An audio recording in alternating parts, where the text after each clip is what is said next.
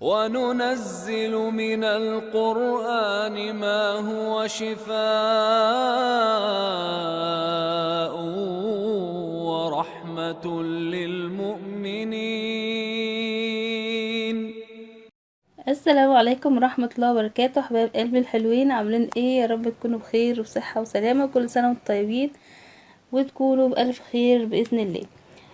هنقول على الأسماء دلوقتي اللي جت في الفيديو الأخير واللي قبله كمان. وأتمنى ان الناس تصبر عليا ان في أسماء كتير كتير جدا معايا. الفيديو الأخير في تعليق جالي بيقول ان هي من طرف حد، الحساب ده اسمه لاند فلاورز. حبيبتي، انت قلتي انك تعبانه وبتحلمي احلام وحشه وكده، ولكن انت نسيتي تقولي اسمك او اسم والدتك. اتمنى ان انت تقوليه المره الجايه علشان اسمك ينزل في الفيديو الجاي باذن الله. طبعا اللي داخل معايا مش عارف انا باخد الخيره ازاي، زي ما الحساب ده طبعا كتب، دخل قال ان انا تعبانه وكل حاجه، ولكن نسي يكتب الاسم. اللي داخل ومش عارف انا باخد الخيره ازاي، انا باخدها باسمك، اسم والدتك، السؤال اللي انت عايزه بتكتبه، انا برد عليه في الفيديو زي ما انا برد دلوقتي. وما طولش عليكم ونقول الاسماء علشان الاسماء كتير معايا. ونبتدي بالصلاة والسلام على سيدنا محمد وآله وصحبه وسلم أجمعين. وأول حساب معايا حساب عشق موت، جريش عن الزواج، في اسم الجواز ما بينكم بإذن الله، وأخوكي هيوافق على الجواز. حساب أمي كل حياتي، بتقول مين بيحبني أكتر؟ الشخص اللي بيحبك أكتر هو اللي اسمه علي. هو أنا قلت الاسم لأن الاسمين بحرف العين، فالاسم الشخص اللي اسمه علي هو اللي بيحبك اكتر. حساب هدى الحسيني، مكتوب بالانجليش عن الرجوع. مفيش رجوع ومفيش اسم الجواز ما بينكم، يعني شوفي حياتك لان اكيد هو كمان شاف حياته مع حد غيرك. حساب سيرين حلوية عن الاسم. نعم يا حبيبتي، في اسم الجواز ما بينكم. حساب سوسو موسى، بتقول ايه نهاية علاقتنا؟ هو حبيبك بيتعامل معاكي ببرود غير الاول. طريقة تعامله معاكي كده لان هو دخل في علاقة جديدة، وهيحصل ما بينك انتي وهو انفصال ومفيش رجوع. هو بعدها بفترة هيبقى في خناقات ما بينه هو والطرف الجديد اللي معاه، وهيحاول ان هو يرجعلك، بس انتي من جواكي مش هتتقبلي الرجوع بسبب انه سابك علشان واحدة تانية. حساب اي كي كي عن الزواج.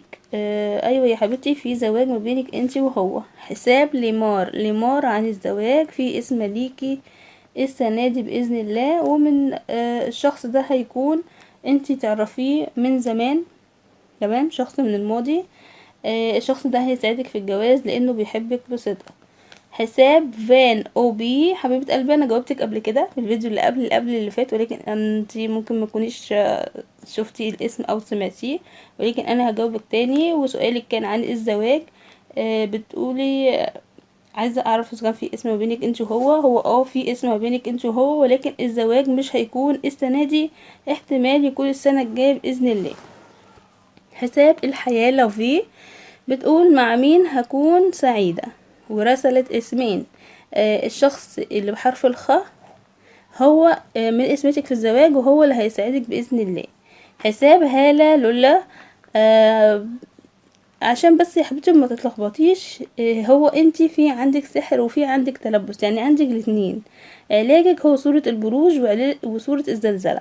هتكتبيهم هما الاتنين في ورقة، وهتنقعيهم في المية وتشربي منهم تاني يوم لمدة 3 أسابيع على الأقل. وقتها هتكوني كويسة. والشخص اللي انت قلتي عليه ده مفيش اسم ما بينك انت وهو، حتى بعد العلاج مفيش اسم ما بينك. ان بعد العلاج حياتك هتتغير، هتحسي بتغيير، هتحسي بفرق، هتحسي بنفسك ان انت كنت نايمة وفوقتي. هيجيلك شخص غيره. اسمتك هتكون من حد غريب بس مش من الشخص اللي انت قلتي عليه. كملي العلاج وانت هتلاحظي الفرق زي ما انا قلتلك، وربنا ينور بصيرتك باذن الله. حساب نينا نادي او نينا نادي، مكتوب بالانجليش. هل في خطوبة بينا؟ هو في خطوبة بس لسه بدري عليها، مش السنة دي. حساب نهى الجمال، بتقول عندي قضية، هل هتكون لصالحي؟ لا يا حبيبتي، هتكون ضدك مش هتكون لصالحك. حساب زهرات، بتقول ساعديني على بيع البيت لان عتبته مش حلوة.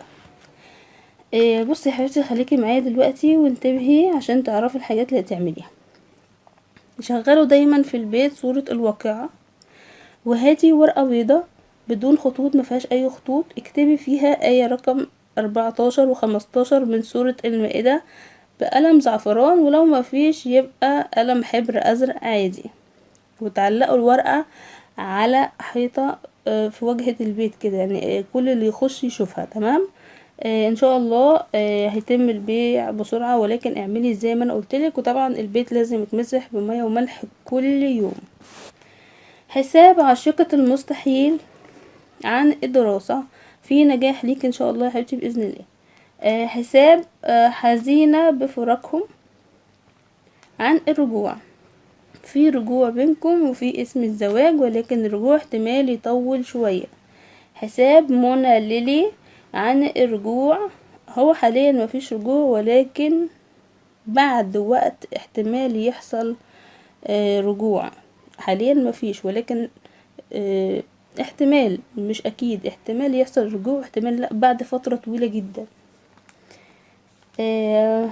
حساب هبة الحامي مكتوب الانجليش عن الرجوع، في رجوع قريب بإذن الله ما بينكم. حساب زهراء العراقية، هل فلان سوف يتخلص من السحر؟ نعم، هيتخلص منه.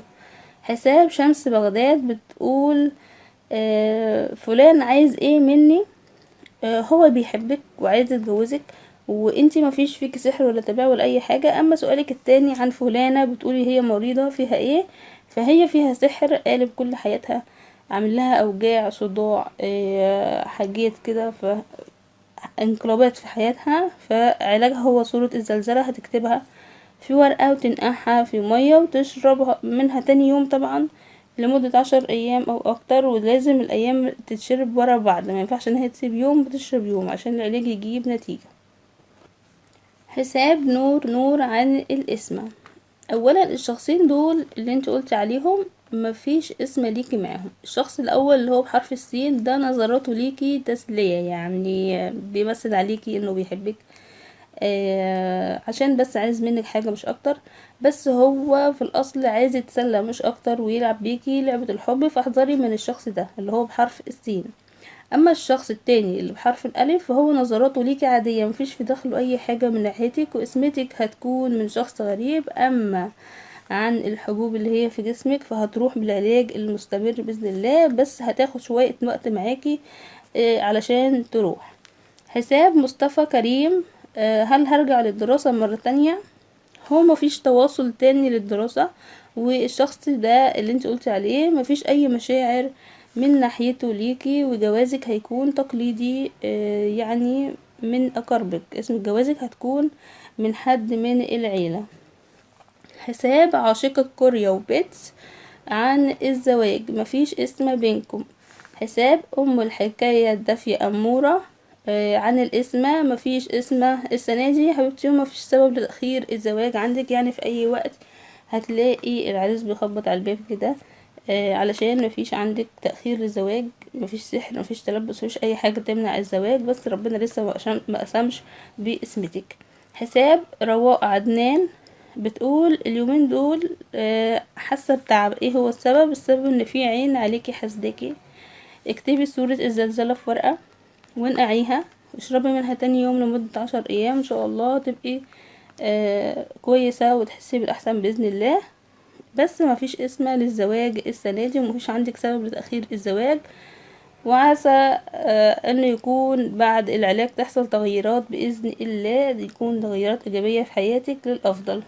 اما سؤالك التاني عن فلان، فهو هينزل من السفر الشهر ده بإذن الله، ولكن مش هيروح يتقدم للبنوتة دي على طول، هو هيستنى شوية وقت وبعدين يروح يتقدم. حساب خولة عن الزواج، مفيش اسم الجواز ما بينكم. حساب حسن التميمي عن الاسم، مفيش اسم السنة دي، ومفيش عندك سبب لتأخير الزواج. اما مواصفات شريك حياتك فهو هيحبك بس هيغير عليكي، حاله هيكون متوسط ماديا، مش هيكون بخيل معاكي، مفيش مشاكل كتير ما بينكم، حياتكم هتكون هادية، وهيكون من اقربك. حساب شمس الشمري: هل اهلي هيوافقوا على جوازنا؟ هو في جواز ما بينك انت وهو، ولكن الاهل معارضين. انتوا حاولوا انتوا الاتنين تقعدوا مع بعض وحاولوا تحلوها وتتفقوا على قرار يريحكم انتوا الاتنين، لان انتوا اللي هتعيشوا مع بعض مش الاهل هم اللي هيعيشوا مع بعض. مهما الاهل اتخانقوا وحصل ما بينهم نزاعات وخلافات، ففي الاول وفي الاخر انتوا اللي هتعيشوا مع بعض مش الاهل. انا مش عارفه الحته دي عند الاهل بالذات بتبقى موقفه الجواز دي، فمش عارفه، مع ان القرار للزوج والزوجه مش للاهل. حساب وتمضي الايام: هو انت حصل عندك لخبطه لما انا جاوبتك المره اللي فاتت. معلش انا هوضح لك دلوقتي وهقولك ان اختك اللي عندها بنوته 6 سنوات دي عندها سحر من يوم ما ولدت البنوته دي، وعندها كمان تلبس من حوالي 4 سنين. الاتنين دول مؤثرين على الحمل عندها. علاجها هو صورة البروج والزلزلة، هتكتبهم في ورقة وتنقعهم في مية وتشرب منهم لمدة 3 أسابيع، يعني 21 يوم. واختك التانية اللي هي بنوتتها عندها 15 سنة كانت فيها تلبس، وانا طبعا عالجتها، وفي الحمد لله دلوقتي هي ما عندهاش اي حاجة. اما انتي في كان عندك اشتباه في حمل، ولكن خلي بالك من نفسك كويس جدا، لان قريب باذن الله هيحصل حمل عندك، واتمنى تكون الاجابة وصلتك واضحة دلوقتي. حساب 1 2 3 4 بي كيو: عن الزواج في اسم ما بينكم ولكن لسه مش السنة دي. حساب جرحوني اللي احبهم مريد الوفا: عن الرجوع مفيش رجوع ومفيش اسم الجواز ما بينكم. حساب احمد عواد: عن الزواج في جواز ما بينكم، والاهل هيوافقوا ان شاء الله على جوازكم، ولكن هتحصل شوية تعقيدات في الجواز بس هتعدي على خير بإذن الله. حساب موني 99: عن الاسم مفيش اسم السنة دي ومفيش عندك سبب لتأخير الزواج. سامحني حساب: سامحني ناس تاني انساك. بتقول هتعمل عملية لعيونها، هل هتنجح؟ نعم يا حبيبتي بإذن الله هتنجح، ولكن التزمي بالعلاج كويس بعد العملية. حساب جول: عن الاسم هو في تأخير في اسمتك بسبب ان في تلبس عندك. صورة البروج تكتبيها في ورقة وتنقعيها في ميه وتشربي منها لمدة 7 أيام أسبوع يعني. أما مواصفات شريك حياتك هو هيكون غريب، يعني مش من العيلة، متوسط الحياة المادية، هيكون في ما بينكم مشاكل بعد الزواج ولكن بسبب أهله، ان انت هتتجوزي في بيت عيلة تقريبا. هتفضل بقى في نزاعات وخلافات في حياتك، مع ان انت تروحي بيت اهلك وترجعي وغضبانة وكل شوية كده، ولكن مش هيحصل ما بينكم انفصال لان الشخص ده يكون بيحبك. حساب سؤال عن الاسم: اسمتك متأخرة بسبب ان في عندك سحر. علاج هو صورة الزلزلة، هتكتبيها في ورقة وتنقعيها في مية تشربي منها تاني يوم لمدة 10 أيام أو أكتر، وبعدها بإذن الله تجيلك اسمتك. حساب فريال فريولة: عن الزواج في اسم الجواز ما بينك انت وهو. حساب محمد ميمو: عن الجواز هو في اسم ما بينكم بإذن الله، والصورة اللي انا قلتلك عليها اكتبيها كلها مش نصها، صورة البروج تكتبيها كلها. حساب سهير محمد: هو ليكي سؤالين، الاول عنك انتي خيرة للزواج، هو مفيش اسم السنة دي ومفيش عندك سبب لتأخير الزواج، يعني في اي وقت هتجيلك اسمتك وقت ما ربنا يريد.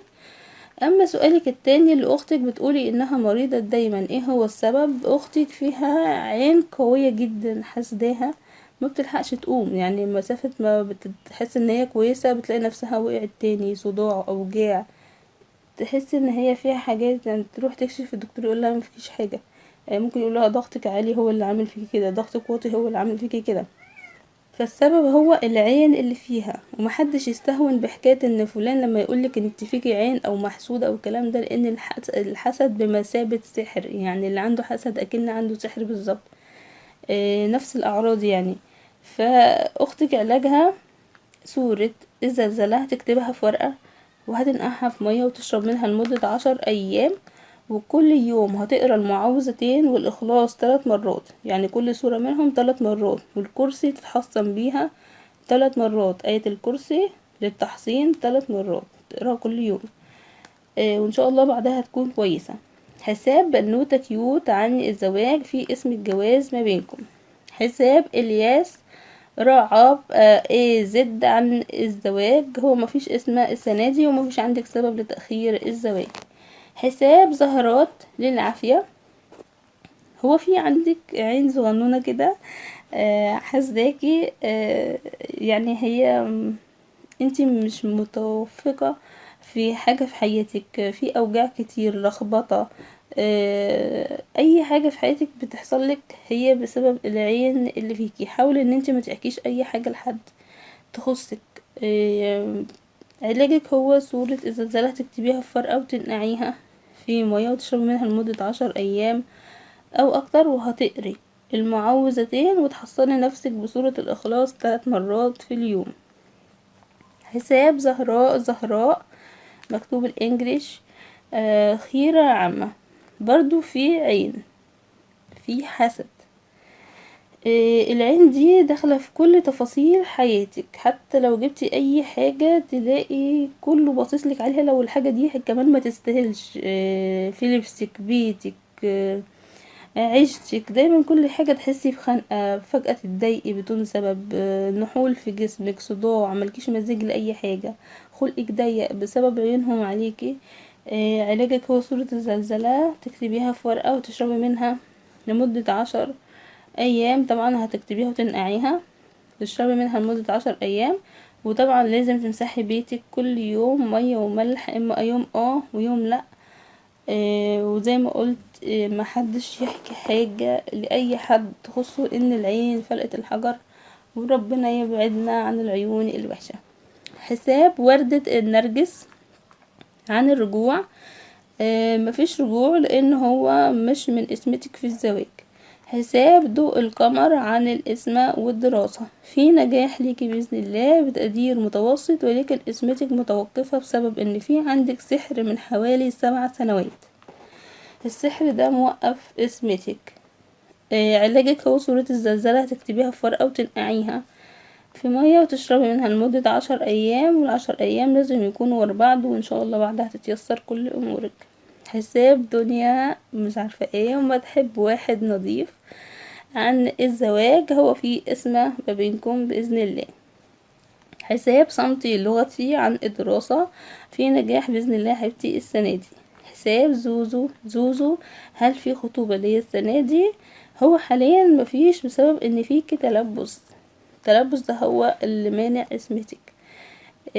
بعد العلاج ان شاء الله هتم خطبتك. علاجك هو صورة البروج، هتكتبيها في ورقة وتنقعيها في مية وتشربي منها لمدة 7 ايام او اكتر. يعني لو فاض مية عادي ممكن تكملي ال10 ايام، مفيش اي مشكلة. حساب يا عليه امتى وقت اسمتي؟ هو في اسم ليكي قريب باذن الله، هتكون خطوبة ربنا يتممها على خير، ويا رب دايما بالسعادة. واستنوني في فيديو جديد لان لسه في اسماء كتيرة. واشوف وشكم بخير، والسلام عليكم ورحمة الله وبركاته.